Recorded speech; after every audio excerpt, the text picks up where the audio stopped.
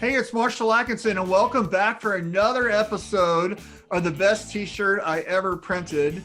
And I have a special guest today. It's my friend Mark Gervais from the Ningbo Shinzo company in China, and he's going to talk about a t-shirt that he posted on Facebook the other day that absolutely blew everybody's mind.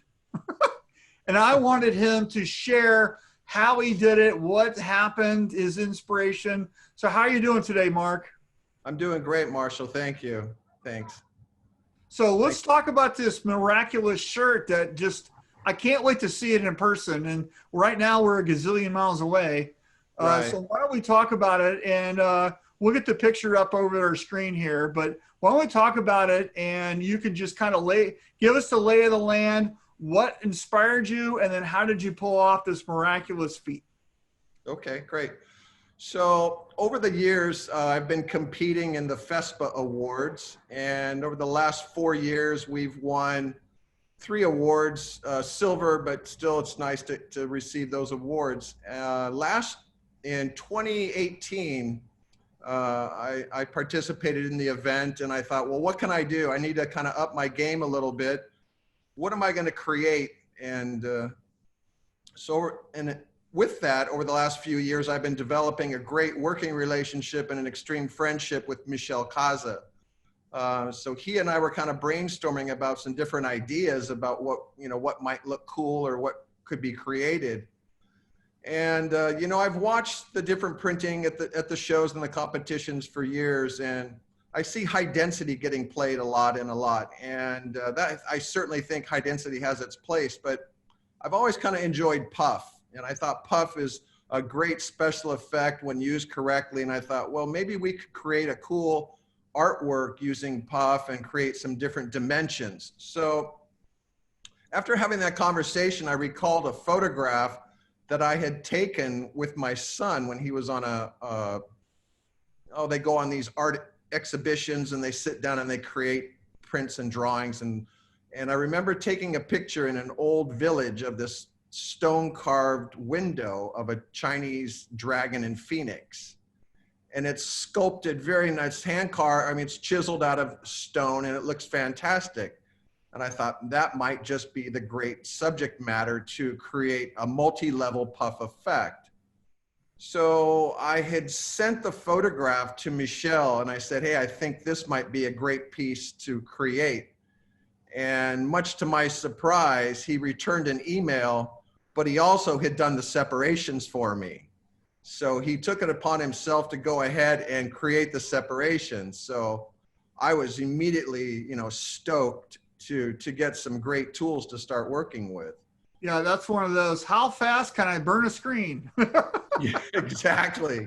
So, I mean, we were off to the races. I mean, it was right into the screen room, direct to screen, running puff ink. We chose these mesh counts and a dot count that works quite well, very predictable. We got it on the table. I mixed up a set of grayscale ink from, light gray to dark gray to try to build some depth in there, and struck it off, and it looked great. I mean, it looked great. I was pretty happy with it. And this was right about the time on the run up to Print United last year, about this time.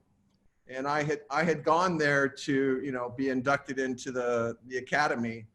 So I brought my strike-offs with me because I knew Michel was going to be there. So when I laid the strike-offs down on the table, it was a pretty tense moment for me because I was just anticipating his comments and his, replies back. And he was kind of reviewing it, hemming and hawing and looking. And then he started, saying what worked good and what didn't work good. Then he just said, I'll just go back to France. I'm going to readjust the separations and give you a new color story.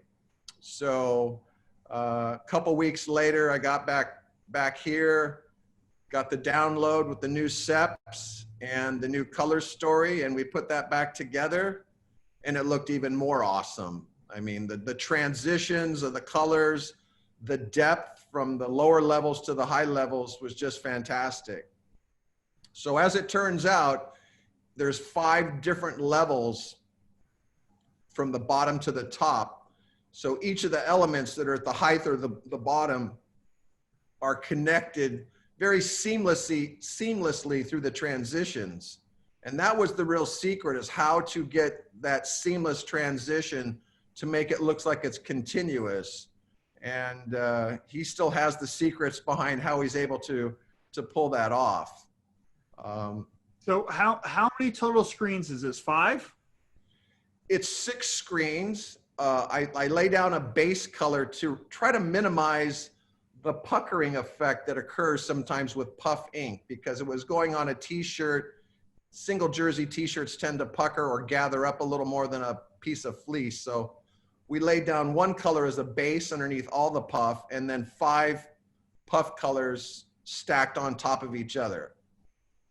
And and these are all, it's a tonal piece. So are they all slightly different colors, and you're printing a darker underneath and lighter colors on top, so you're stacking to give that relief look? Right. So again, that's kind of in the secret and the science behind the separations. The highest levels have 5 levels of puff underneath them, and the lowest levels only have 1 level of puff. So that's the real secret, is in the steps of how to create that. And it was a printing sequence of dark to light. Now, the side story, which is a little bit funny, is, you know, Michel and we all know him as the old guru. And, you know, we went through this, and we all know Michel Caza as to having an affinity for printing fine line, high resolution, continuous tone, super high dot count prints. And when I showed him our print, we printed a 45 DPI on a 135 thread per inch mesh. He was not happy with that.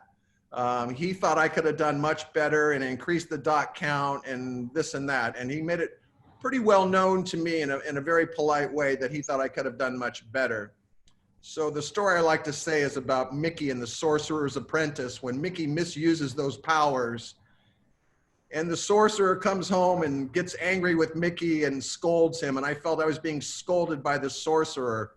So he calls me the young sorcerer now, and I call him the sorcerer. So, you know, we made the mesh count choice for the puff because puff has a particle that needs to go through a certain mesh count. But I'm learning today, as we all do, and it's great because we can push forward. There are some alternatives to the blowing agents that can be used to go to finer meshes. So we're working on another piece now, even better than this one, that's going to be in a higher dot count with even a few more levels. So we're trying to up it a little further. And so the puff, for those of you who don't know, is an additive that you add to the ink, and usually you add it by a percentage of weight. So we're using the same percentage for each of your different screens, or is it all the same? Yeah, it's all the same. It's a water-based puff, which is a little bit tricky in itself. I mean, water-based puffs work a little differently than plastisols, but we take a base product, which is puff base, and then we add pigments to that. And where we need to add white, we add a white ink. So if you need to lift the color and bring it up in its tonality, we're adding some of the white to it. And one of the tricks with water-based puff is, especially when you have 5 levels like that with a lot of deposit, is you want to evacuate all the water out of the puff before you send it down the dryer. If you were not to do that, the water escaping creates like small eruptions, like a volcano, and the water turning to steam would then push back and cause a real cratery surface. So after printing it, we dehydrate it, and that's basically putting in the screen drying room for about 2 hours at 60 centigrade to dry out all that water before sending it down the dryer, which is another little trick and tip for doing water-based puff. So this is really about winning an award and not cranking out a whole bunch of shirts, because you wouldn't do that with a regular order. Well, we actually do that. We do a lot of water-based puff here, Marshall, and we do have a drying room, and we put shirts on, call them baking racks, or those flip racks that they use for flat sheet printing, and we roll them into the baking room. So it's kind of a normal process for us here when we run water-based. Well, yeah. Not everybody has all the tools that you have access to, and for people that don't know, Mark's shop is arguably, aren't you like the largest in the world or close to it? I mean, we might. and We're you a and when big he operation. says he's mixing some, puff into the ink, you guys make your own ink, and you use what, 2 tons of ink a day, something like that, right? We're probably about 3 or 4 tons of ink a day. Yeah. And 80% of that is basic water-based, or what they call HSA. And the other bit might be some other specialty inks, metallics, glitters, and puffs and other stuff. So, yeah. Yeah. So for those of you trying this at home, Mark, what would you recommend if they wanted to do something similar? And here's the thing I really want to get to. You did this piece specifically for FESPA to win an award. So talk about the time and the effort you're doing for this research, the benefit of learning that, and how you can apply that to just your regular work, and why somebody watching might want to try something like this for another design competition. Well, I think to enter competitions is great because you enter into a group of people that are willing to share information with you, and you develop these networking relationships with a lot of people. So I think it's great to enter competitions, and then you kind of measure yourself against rest of world or rest of people. So I encourage people to compete. I really do. It does require some energy to make the investment, but I think if you're running a print operation, no matter what scale, big or small, you should be doing some kind of innovation on a regular basis. If you're looking at a new palette adhesive or a new mesh count or a new emulsion, you have to engage in innovation kind of on a consistent, ongoing basis. So if somebody wanted to try this at home, I would say if you're not doing water-based puffs, start with a single color, and then start by stacking another color on top of that. Create a piece of artwork that can really take advantage of the specialty inks. And I think that's what's great. I'm in a position where I can create artwork that will showcase a specialty ink rather than just stuffing a specialty ink onto a design, which a lot of people do. So if you have the ability to create an artwork that can take maximum opportunity of the advantage of these specialty inks, that really, really helps, Too often people will just stuff a high density on there and call it good. But if you really engineer it and make it integral to the design, I think that's super. Well, this is a fantastic piece, and I really appreciate your time today, really kind of explaining it, and best of luck to you. And have you entered this I guess there's not really a FESPA this year. Will you enter it in the next one? Well, I got a piece coming up. I got a new piece coming up, so stay tuned for that one. And perhaps maybe I can bring it to Impressions or bring it with me. I'll have it with me where I travel. I might enter it into an Impressions award if people wanted to see it. I know there's some entry stuff whenever we have shows again, but yeah, stay tuned for the next one, or I'll have this one with me if you catch me at a show. That's great. So everybody watching, this is what you have to beat, so you better get busy. Please, let's do it together. All right. Thank you, Mark. Appreciate you, buddy.